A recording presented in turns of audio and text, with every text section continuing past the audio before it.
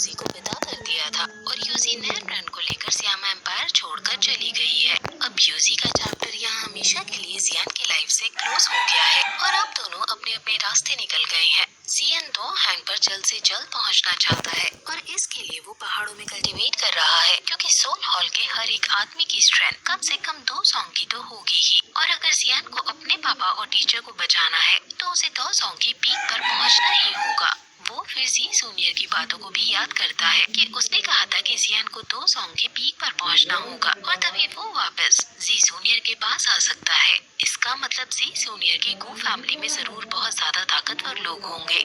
2 song level 8 है और 2 hang level 7 है। जियान अभी लेवल 7 यानी 2 हैंग की पीक पर पहुंचने का ट्राई कर रहा है। वो याद करता है कि कैसे वो और जी जूनियर भी अलग हो गए थे।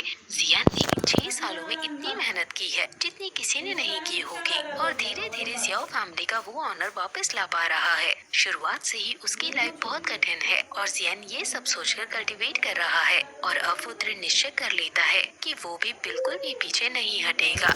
जियान अब रात को अपना भेष बदलकर जियाओ फैमिली में जाता है और वहाँ के महल में हमला कर देता है। जैसे ही वो अंदर घुसता है कई सारे एक्सपर्ट योद्धा वहाँ आ जाते हैं जो बड़ी यूनिक और पावरफुल स्टाइल में जियान पर हमला करने लगते हैं। जियान उनसे लड़ता है और उनकी फाइटिंग स्किल्स को देखकर काफी इम्प्रेस हो जाता है। वो जियान पर अलग अलग तरह से हमला कर रही हैं और एक बार तो जियान के लिए भी बचना मुश्किल हो जाता है, लेकिन जियान उन सभी को लास्ट में पछाड़ देता है। जियान फिर कहता है कि हमारी जियाओ फैमिली की डिफेंस तो काफी अच्छी है, तुम सभी के लिए धन्यवाद जो दिन रात जियाओ फैमिली की प्रोटेक्शन कर रहे हो। वो फिर अपना मास्क हटा देता है और वहाँ खड़े सैनिक खुश हो जाते हैं और चले जाते हैं।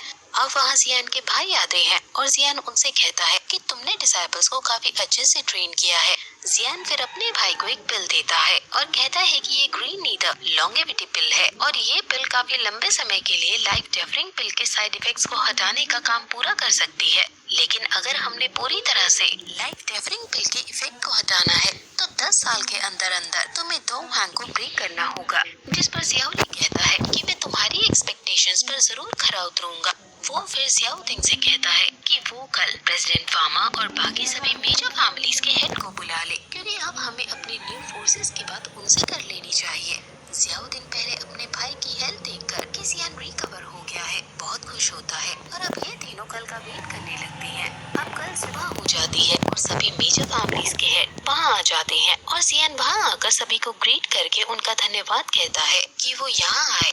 इस पर रॉयल फैमिली के एल्डर कहते हैं कि ये तो हमारी खुशनसीबी है कि जियाओ फैमिली के इतने बड़े इवेंट पे हम आ पाए।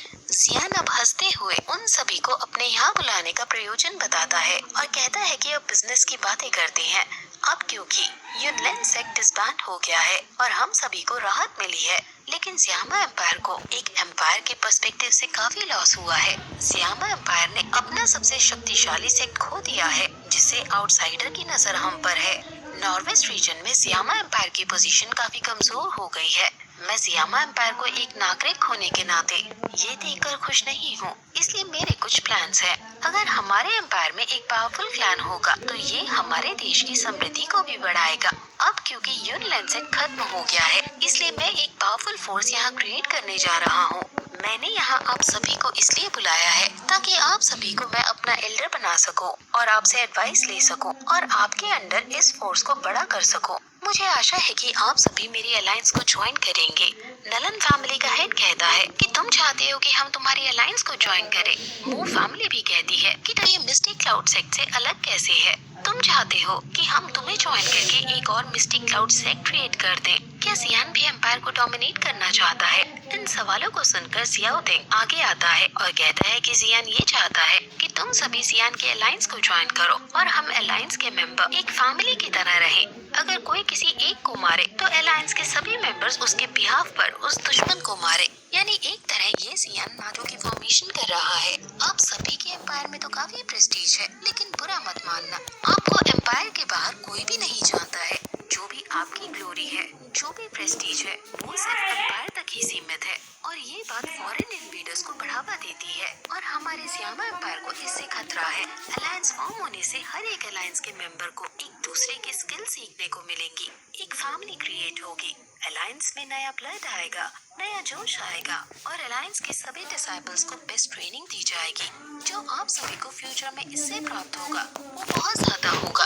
आइस एम्परर को ये काफी पसंद आता है और वो अलायंस में जुड़ने के लिए एग्री कर देते हैं कि उनकी मिडिल फैमिली इस अलायंस में जुड़ने को रेडी है। इस पर मू फैमिली का हेड जियान से पूछता है कि अलायंस में जुड़ने पर हमें क्या प्राइस पे करना होगा, जिस पर जियान कहता है कि अलायंस में जुड़ने के बाद हम सिर्फ फैमिली होने का दिखावा नहीं कर सकते, हमें असल की फैमिली बनना होगा। और आप सभी ये मत सोचो कि सारी बार इसमें जियाओ फैमिली के पास रहेगी।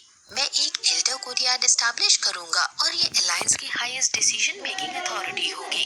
इस एल्डर कोर्टयार्ड में आप सभी एल्डर्स होंगे और आप सभी का एल्डर कोर्टयार्ड में सबसे ऊंचा प्लेस होगा।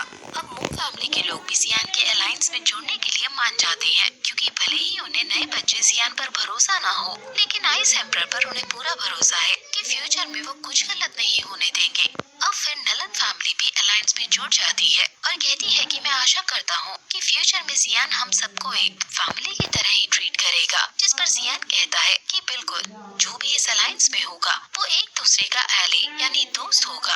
अब जियान अल्केमी एसोसिएशन से पूछता है कि उनका क्या ओपिनियन है, जिस पर अल्केमी एसोसिएशन वाले कहते हैं कि जैसे कि आप सभी को पता है कि अल्केमी एसोसिएशन एक ओपन सोर्स एसोसिएशन है जिसके अल्केमिस्ट फ्री होते हैं और खुद अल्केमी एसोसिएशन ये डिसीजन नहीं ले सकती। और ये सुनकर जियान का मुंह तर जाता है और फिर ये एपिसोड यहीं खत्म हो जाता है।